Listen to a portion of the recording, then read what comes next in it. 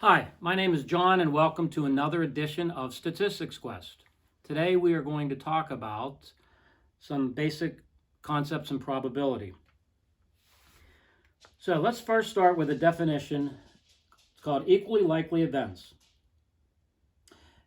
Equally likely events is the probability of selecting items is the same for each element in the sample space. Okay, we abbreviate sample space by SS. Sample space is just all possibilities. Okay, so for example, if you roll a die, the sample space is simply 1, 2, 3, 4, 5, and 6, because those are the possibilities that you get when you roll a die, assuming it's a six-sided die, right? If it's like one of those fancy dies, right, for a game that requires something different, for example, a 10-sided die, then the sample space would be 1, 2, 3, 4, 5, 6, 7, 8, 9, 10. So, and this gets to equally likely events, because if we roll a six-sided die, right, and anytime we talk about a die, we're talking about it six-sided here in the context of this course, and we want to look at the probability of, say, getting a 3. Well, each of 1, 2, 3, 4, 5, and 6 are equally likely. You have one way to get a 3, namely to get a 3. You have 6 possibilities, so the probability of getting a 3 is 1 out of 6. Okay, that's where it's equally likely. So I want to contrast this also where, let's say that you are you want to be the starting quarterback on your team, right? And there's 2 possibilities. Okay, and there might be a tendency to say, well, I have a 50% chance because there's one me out of 2 people, right? 1 out of 2, but are they equally likely? Chances are they're not, right? One person's probably better than another, unless the coach is pulling your names out of a hat, which I doubt. So that would be a case where you do not have equally likely, right? But in many cases, where you're rolling a die, flipping a coin, you have equally likely outcomes. Okay, so let's see how we can use that in some applications. So let's say that we take a card from a deck of cards, right? And we assume that we're dealing with a standard deck of 52 cards. And we want to find the probability of pulling an ace. Well, that's pretty easy. It's 4 out of 52, which reduces to 1/13, right? We don't really need to reduce the fraction here. Or we could make it a decimal, right, by dividing the numerator by the denominator. Why is it 4 out of 52? It's real simple. There's 4 aces out of 52 possible cards. So there's 52 elements in the sample space, 4 of which are aces. Probability of the spade, same type of thing. 13 out of 52, that reduces to 1/4.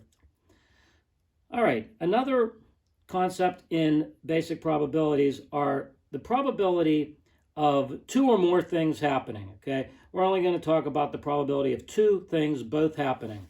This looks like an upside down U, is the symbol for intersect, and intersect means and. So we read this as the probability of A and B. So in words, it's the probability of 2 things both happening.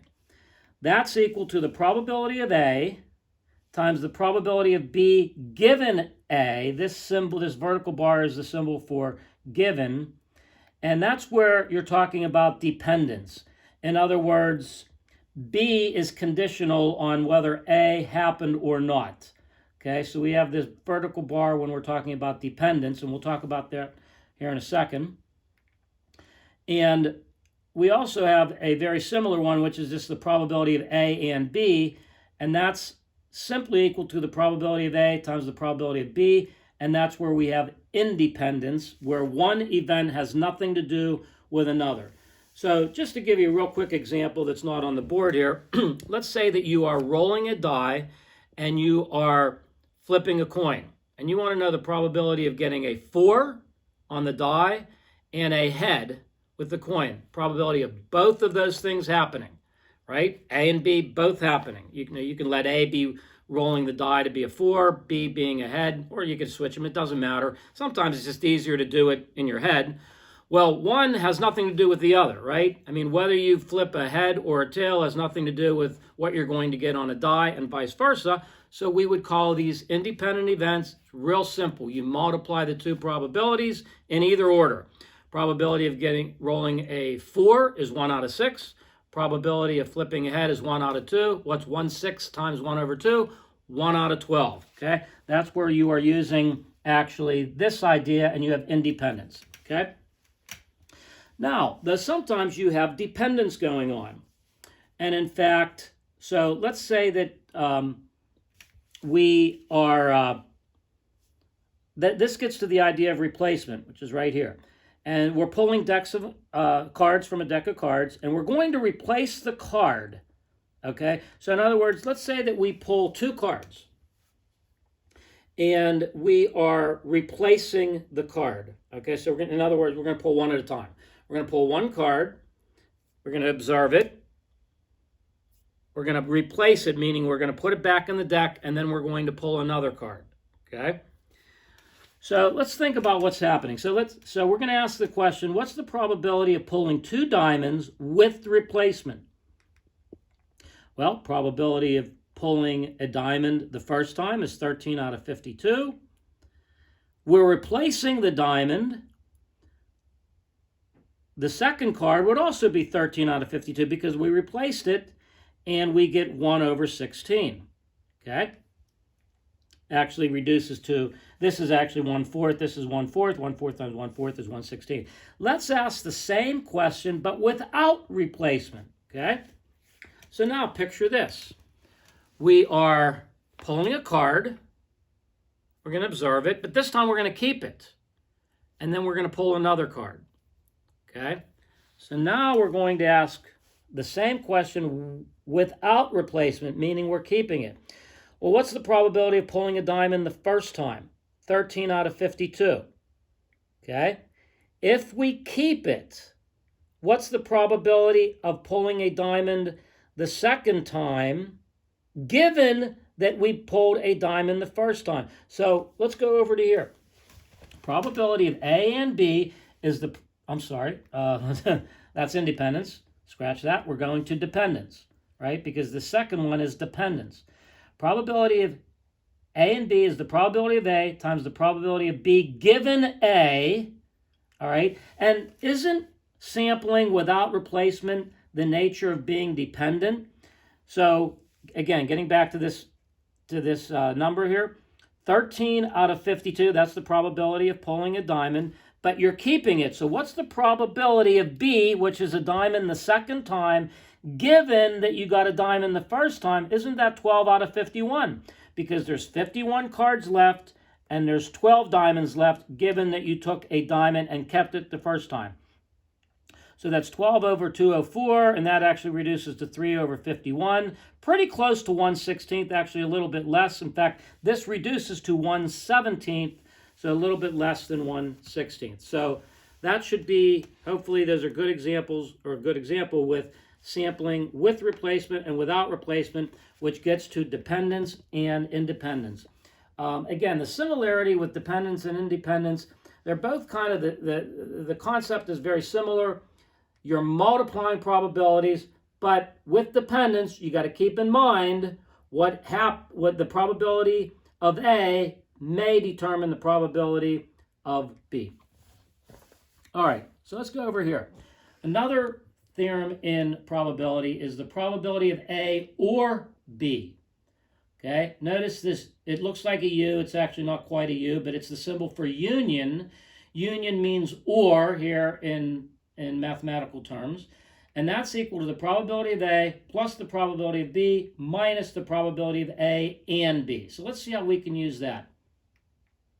So let's say, excuse me, we are pulling a deck from a deck of cards again, and now we're asking the probability of getting a queen or a heart.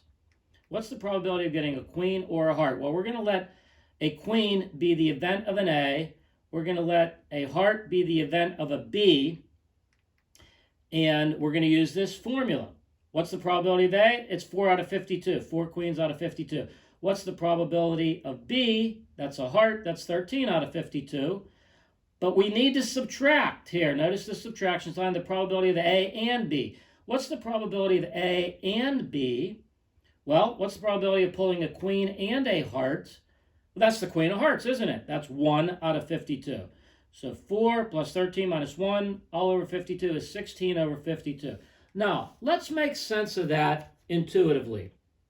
Why does it make sense that we are subtracting this intersection of A and B? Here's why it makes sense. Let's say that you don't even know this formula, okay? And you're asked this question, right? And you're asked the question, what's the probability of pulling a queen or a heart? You say, well, okay, let's see. There's 13 hearts. There's 4 queens. So part of you might be tempted to say, well, that's 17 out of 52. But then you think, wait a second. I can't just add 4 and 13 because I'm double counting, right? Because in that 4 and in that 13, we have the queen of hearts in both sets. So in other words, you don't want to double count the queen of hearts. So let's take it out, so to speak. So we're going to take 4 plus 13, but we're going to subtract the double counting of the 1, the queen of hearts. 4 plus 13 minus 1, that's exactly how you get the 16 out of 52. So this formula, if you think about it, should be kind of intuitive. All right, we're going to segue over to the idea of combinations and permutations. With combinations, it is of the nature that order does not matter. Permutations are of the nature where order does matter, okay? So let's say that we want to find the number of ways you can select 2 names out of 6. So for example, let's say you're in a classroom and 2 people get to go, I don't know, on a field trip, right? And there's 6 different people that you can select. Well, if you see this formula, it's a little more intimidating than it really plays out, okay? It's NCR. That means the combination of n things taken r at a time, which is, in this case, the combination of 6 things, namely 6 people, taken 2 at a time. That's 6 factorial over 2 factorial times 6 minus 2 factorial. Notice I just substituted in the n and the r. Now, what is factorial? Factorial simply means that you take that number and you multiply down to 1. So 6 factorial, I didn't write it out here, is 6 times 5 times 4 times 3 times 2 times 1. Okay, 2 factorial is 2 times 1. 6 minus 2 factorial, well, 6 minus 2 is 4, so you do what's inside parentheses first. That's 4 factorial, and that's 4, so it's written here. All right, so you can write that out, extend, and then you divide out, etc. And you can see that you can check that on your own. It's equal to 15. So there are 15 ways you can pull out 2 names out of a hat that has 6 names. Now notice we said that order does not matter. Why doesn't it matter? Because depending upon the nature of the question, if you just say, I'm going to pull out 2 names, and maybe you're pulling them out one at a time, maybe both at the same time, but order doesn't matter, right? So let's say you have Tom and Susie and Rick and Ed and Bill and Fred, right? And you want to know the number of ways you can pull out any 2 names. Well, if you pull out Fred and Susie in order, it doesn't matter whether it's Fred and Susie or Susie and Fred. Those are still the same 2 people that are going on a field trip. So even though you may have an order, the order doesn't matter. The nature of it does not matter, okay? So we want to kind of try to read into it as to whether the nature matters. Now, permutations, order matters. So going down here, to find the number of ways that you can arrange 5 books out of 7 on a shelf. The word arrange, that implies order, doesn't it? So let's say you have books and they're numbered 1 through 7, right? And maybe they're you have seven numbers in a hat, right? And you're going to pull out 5 numbers and they each pertain to one of 7 books, right? And you pull out numbers in order, 1, then 2, then 3, then 4, then 5, right? You're going to arrange them 1, 2, 3, 4, 5. That's an arrangement. But in another case, you pull out numbers 5, 4, 3, 2, 1. Well, you had the same 5 books, but now you're going to arrange them 5, 4, 3, 2, 1. Well, think about it. If you're looking at a bookshelf and you see books 5, 4, 3, 2, 1, compare it to seeing books 1, 2, 3, 4, 5, that's a different arrangement, isn't it? Same 5 books, but a different arrangement. So we have different a different formula. That's NPR, which is the permutation of n things taken r at a time.